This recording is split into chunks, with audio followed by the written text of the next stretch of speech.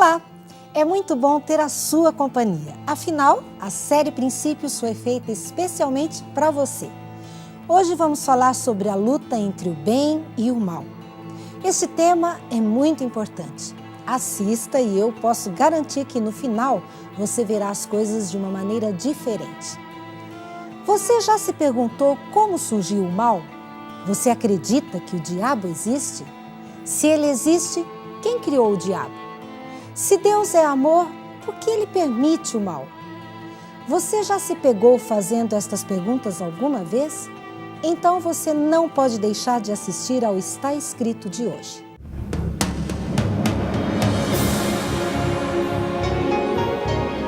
Ele permaneceu através dos tempos. O livro de Deus, a Bíblia,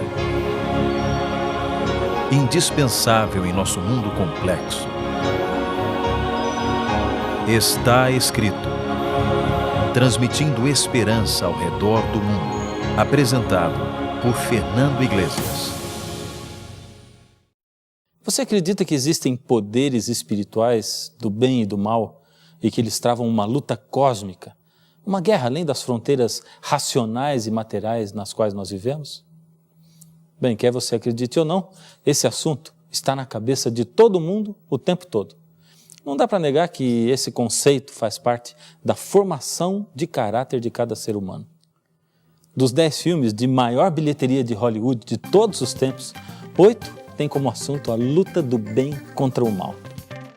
Titanic, 600 milhões de dólares. Guerra nas Estrelas, 461 milhões de dólares. Shrek 2, 436 milhões de dólares. ET, o extraterrestre, 435 milhões de dólares. Guerra nas Estrelas, episódio 1, a ameaça fantasma, 431 milhões de dólares. Piratas do Caribe, o baú da morte, 418 milhões de dólares. Homem-Aranha, 403 milhões de dólares. Guerra nas Estrelas, episódio 3, a vingança do Sith, 380 milhões de dólares. O Senhor dos Anéis, o retorno do rei, 377 milhões de dólares. Homem-Aranha 2, 373 milhões de dólares. Por que uma crença estaria assim tão enraizada em culturas, religiões tão diferentes, se isso não fosse verdade? Veja essa declaração da escritora Simone Weil. No fundo do coração de todo ser humano, desde a mais tenra infância até a sepultura, existe algo que, a despeito de todas as experiências de crimes cometidos, sofridos e testemunhados, conta de modo indomável que o bem e não o mal vingará. É isso, acima de tudo, que é sagrado em cada ser humano.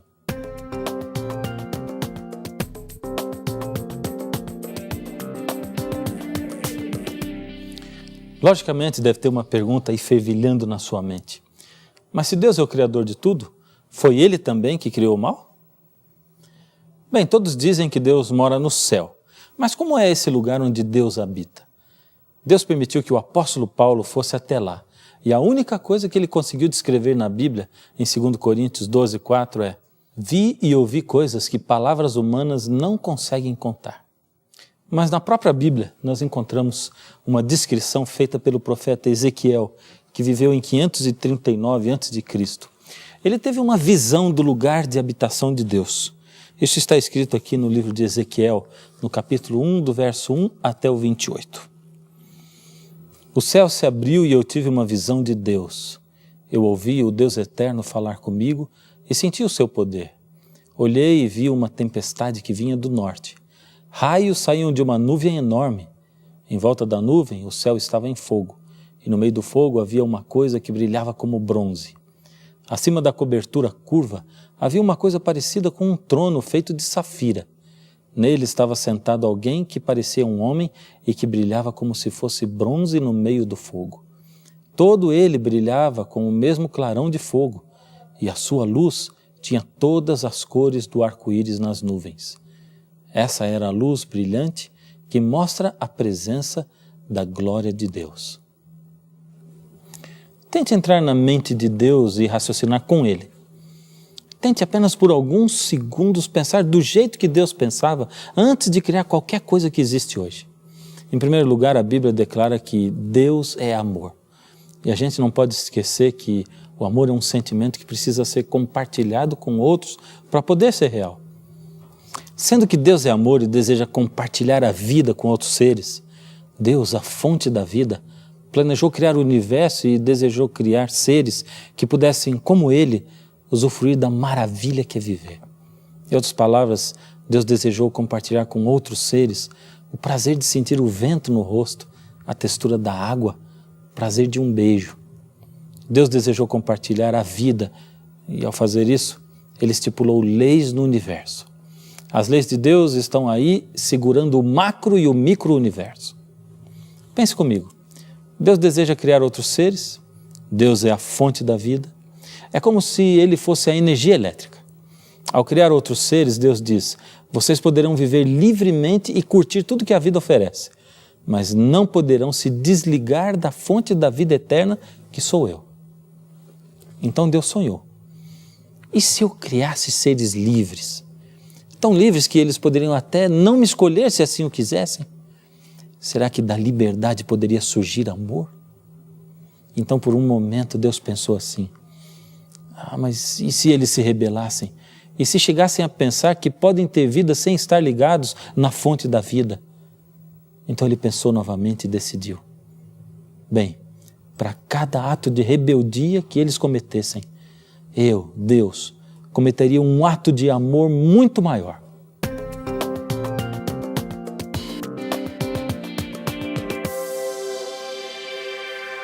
Nós não fomos os primeiros seres criados por Deus. Deus criou primeiro os anjos para viverem junto dele. Eles são citados na Bíblia 292 vezes e só no Apocalipse 70 vezes. Veja esse texto de Apocalipse, capítulo 5, verso 11. Olhei outra vez e vi muitos anjos, milhões e milhões deles. Estavam em pé em volta do trono, dos 4 seres vivos e dos líderes, e cantavam com voz forte. Você já deve ter percebido que hoje se fala muito em anjos. Escrevem-se livros a respeito deles, existe muita especulação e muitas pessoas facilmente escrevem qualquer coisa nos livros. Esses livros se tornam best-sellers e muitos acabam crendo em teorias meramente humanas. Mas através da Bíblia, Deus nos revela a verdade a respeito dos anjos.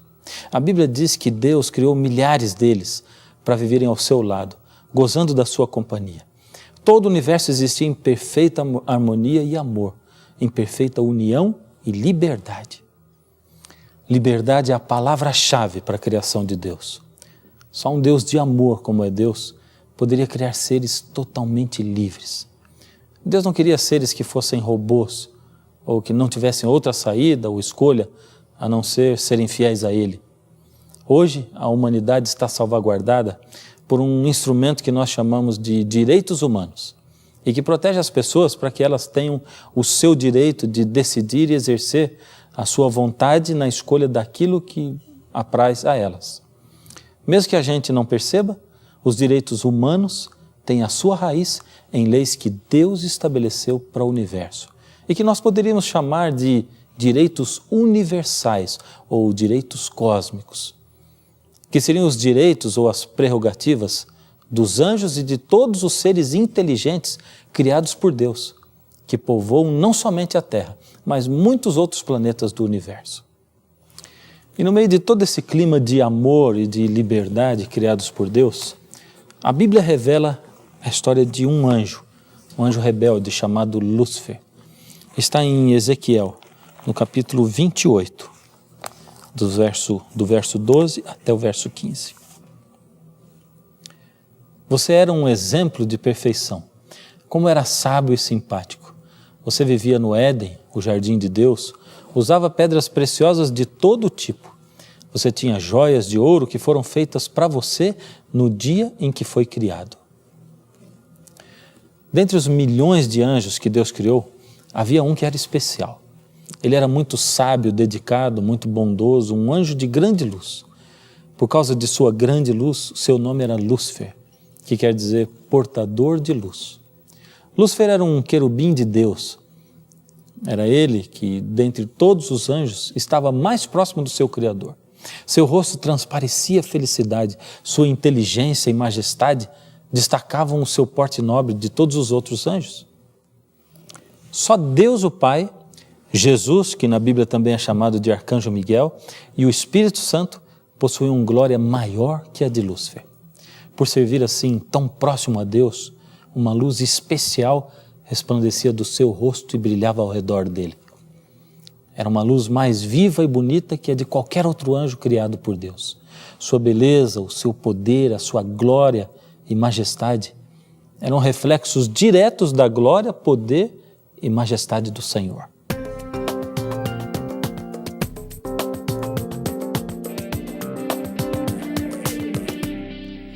Acompanhe comigo novamente aquele texto que nós acabamos de ler e vamos agora até o fim dele. Ezequiel 28, de 12 a 15. Você era um exemplo de perfeição, como era sábio e simpático. Você vivia no Éden, o jardim de Deus, e usava pedras preciosas de todo tipo. Você tinha joias de ouro que foram feitas para você no dia em que foi criado, até que começou a fazer o mal. O amor não é egoísta, não olha para si mesmo. Jesus, sendo Deus, exerceu o amor pleno e achegou-se aos anjos.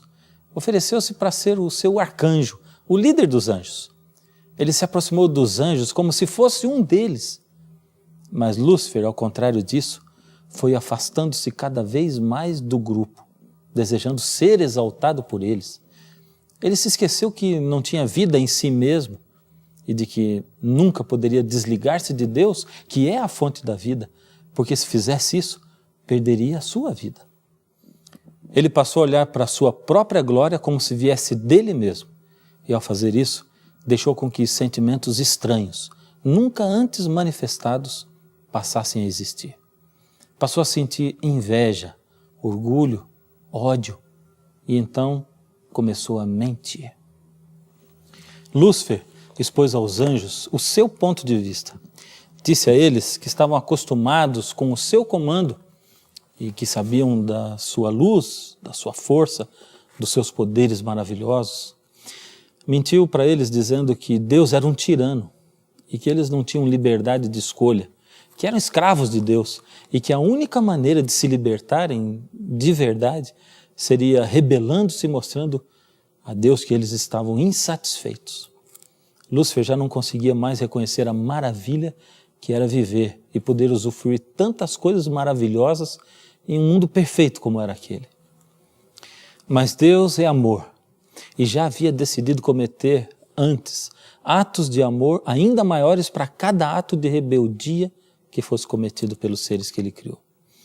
Por isso Jesus se achegou a Lúcifer e aos anjos que simpatizavam com ele, apelou a eles para que desistissem dos seus planos de separação. Lembrou a eles de que só Deus, por seu poder, era a fonte da vida. Lúcifer não tinha vida em si mesmo. Seria impossível viver estando desligado da fonte da vida, que era Deus. Seria consequência natural a sua morte e a morte daqueles com quem estivesse Lúcifer. Esta era a lei de Deus, a lei da vida. E ninguém poderia se contrapor a esta lei tão natural.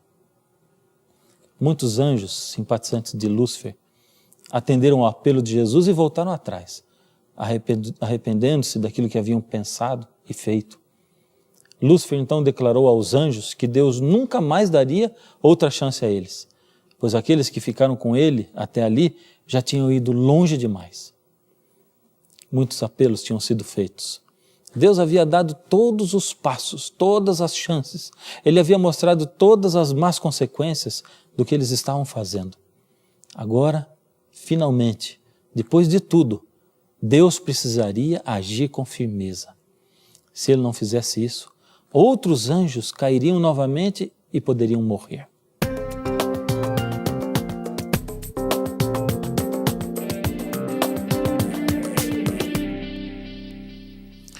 Mas Deus não trata ninguém como se fosse apenas parte de uma multidão.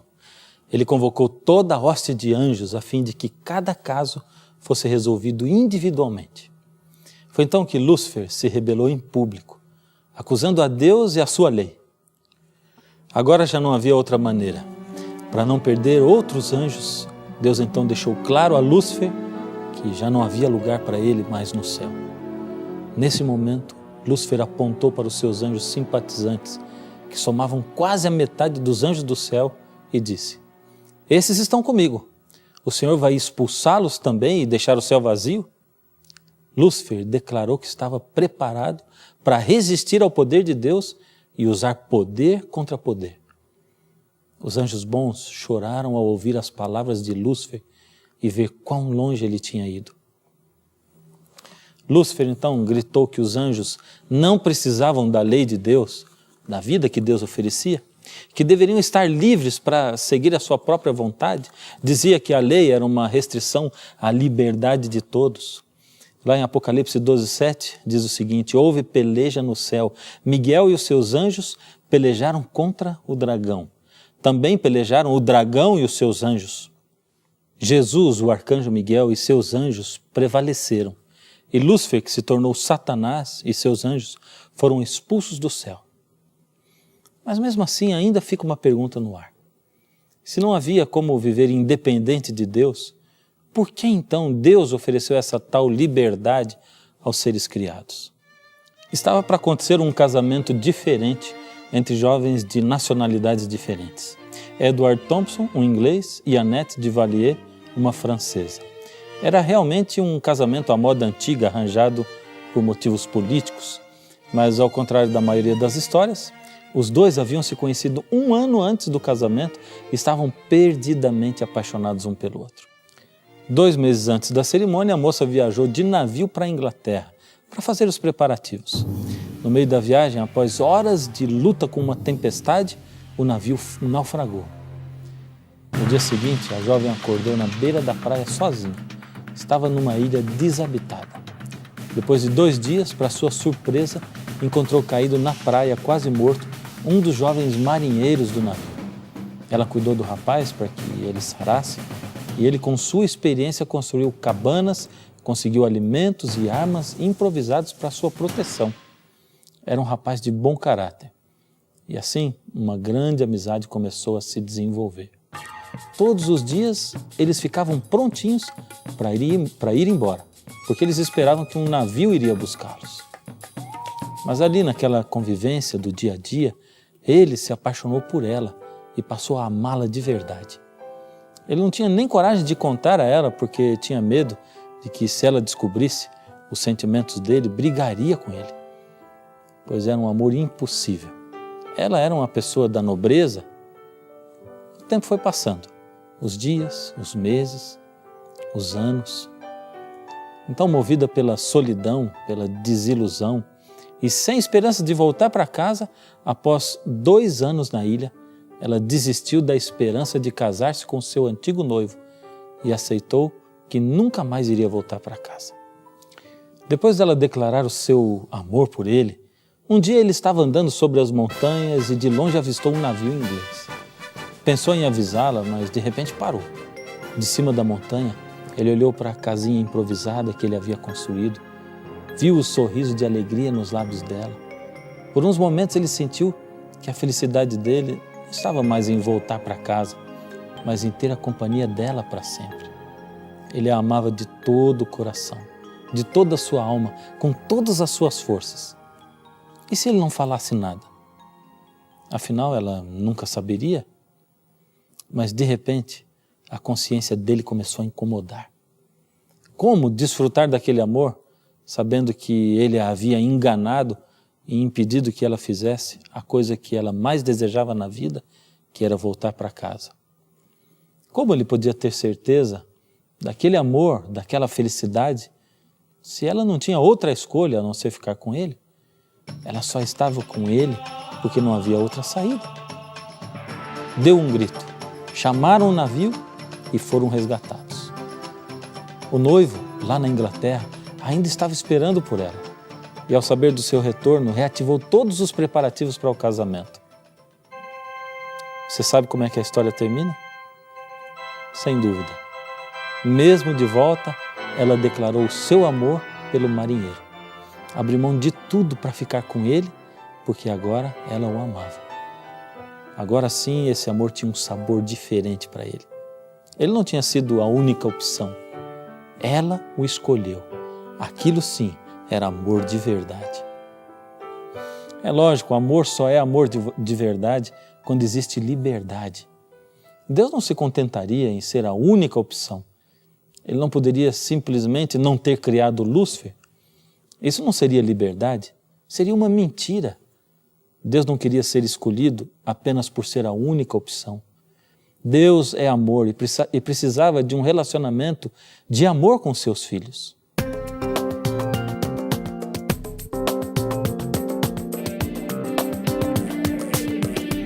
Se existe alguém interessado em que você pense que Satanás não existe, esse alguém é Satanás. Enquanto você pensar que ele não existe, ele vai poder agir livremente com você. Você não consegue enxergar o bem e o mal nas esquinas das ruas, no dia a dia, na violência que tira a nossa paz de dia e de noite, nos corações cada vez mais duros de seres humanos que abandonam seus filhos e os vendem e que são capazes de cometer abusos sexuais contra eles? Mais próximo ainda do que nós podemos imaginar, a guerra entre o bem e o mal não está presente apenas nos filmes, desenhos e games. Essa guerra acontece a cada momento do dia dentro da sua mente e do seu coração. Em cada decisão que tomamos diante de oportunidades que nos são apresentadas. Escolhemos constantemente entre o bem e o mal. E nessas batalhas diárias, é você quem estipula quem é o vencedor. Se Deus ou se Satanás. Deus ainda hoje precisa de um relacionamento de amor com você. E é por isso que você continua sentindo enquanto Deus fica convidando você. Não se esqueça de que Ele é o Deus da liberdade. E você corre o risco de não escolher Deus ainda hoje. Não deixe para depois. Faça essa escolha agora. É só você parar aí aonde você estiver, fechar os olhos, enquanto ouve a música, dizer: Jesus, eu estou nas suas mãos. Toma o meu ser.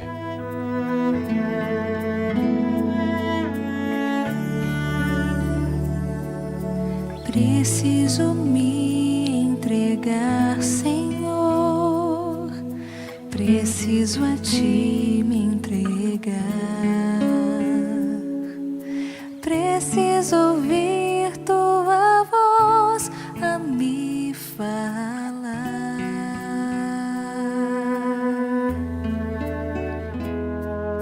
Não tenho nada a Te oferecer, somente um coração impuro e pecador. Mas aqui estou, me aceita, Senhor.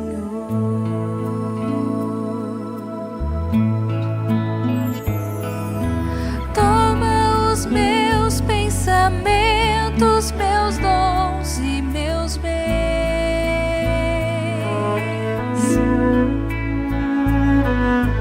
Toma o meu coração e tudo que ele tem.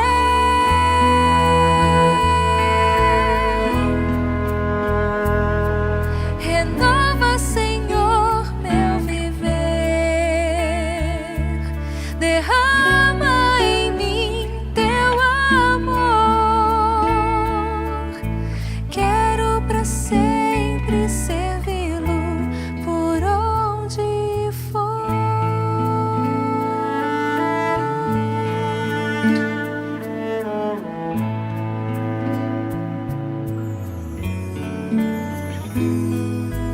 Preciso me entregar, Senhor. Preciso a Ti me entregar. Preciso ouvir Tua voz a me falar.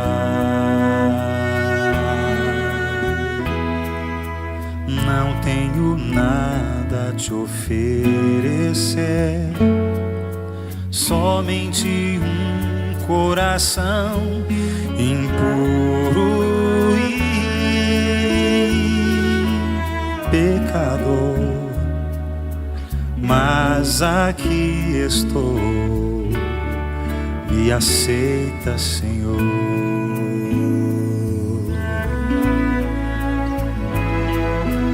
Toma os meus pensamentos, meus dons e meus bens.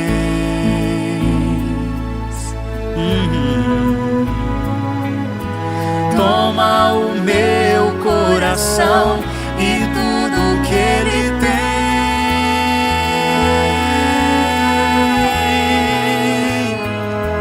Renova, Senhor, meu viver. Derrama em mim teu amor. Quero pra sempre servi-lo por onde for.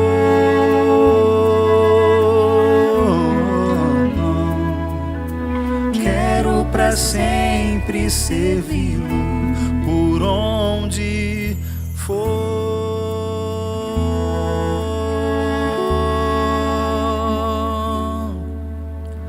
Quero pra sempre servi-lo por onde for.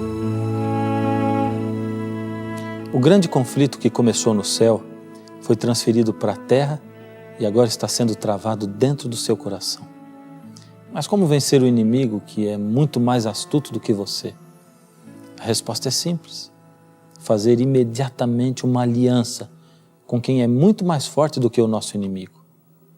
Você não quer nesse momento entregar o seu coração a Deus e pedir para Ele permanecer aí dentro? Então feche os olhos comigo e vamos orar juntos nesse momento. Senhor Deus, obrigado porque o Senhor é o nosso Pai e porque acima do que qualquer força do mal, o Senhor é tão poderoso e tão maravilhoso. Nós podemos nos esconder debaixo das suas asas, nós podemos nos esconder no seu abraço, podemos nos esconder no que diz a sua palavra e o inimigo não terá alcance sobre nós. Toma-nos nas suas mãos, Senhor, não deixe que nenhum mal nos atinja. Permanece conosco e ajuda-nos a tomarmos as decisões certas ao seu lado. Entrego nas suas mãos a vida das pessoas sinceras que estão aí do outro lado. Em nome de Jesus. Amém.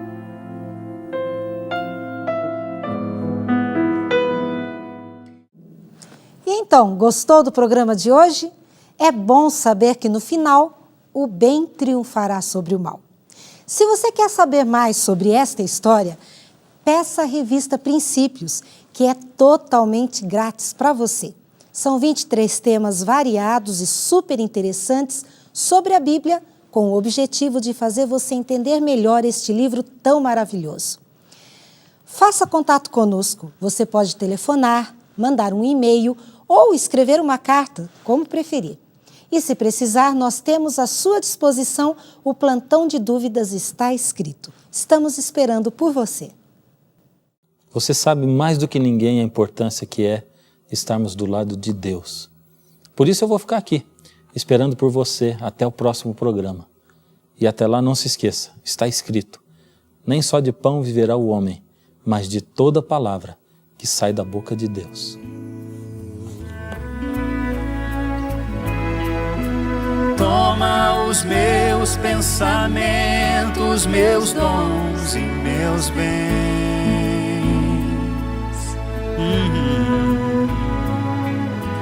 Toma o meu coração e tudo que ele tem.